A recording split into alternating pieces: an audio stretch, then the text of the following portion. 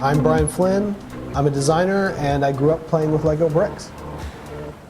Hybrid's actually the job I wanted to have. Like when I first became aware of what actually design was growing up, I didn't know. I just knew that I liked punk rock record covers and drawing skateboard graphics. I didn't realize that there was a job in that. And then eventually as I discovered graphic design, eventually it was like I want to have a studio of my own to do my point of view. And Hybrid is that, and it's still my day job. And then my second day job started out as my hobby, which was Super 7, which started out as my punk rock fanzine love letter to my obsessive compulsive disorder with collecting old Japanese monster toys.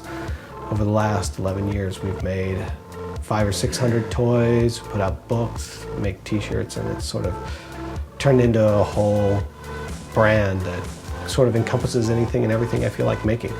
I grew up in a military family. We moved all around. Most of the time we were in Texas, but sort of the formative years of like getting started with everything, I was in Bitburg, Germany.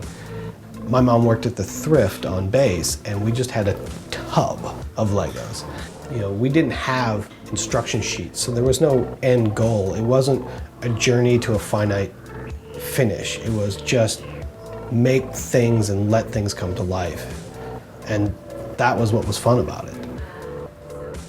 I think with Lego and what I do is I can look at how I take things from pop culture and skateboarding and punk rock and all the other things that I grew up on, and I can take little tiny pieces from all of those different things and then start stacking them and laying them out together to create something new and unique that's from my particular point of view. And that same way of thinking is sort of the same thing you would do when you assemble Legos into your own creation. So there's a very analogous process between the two.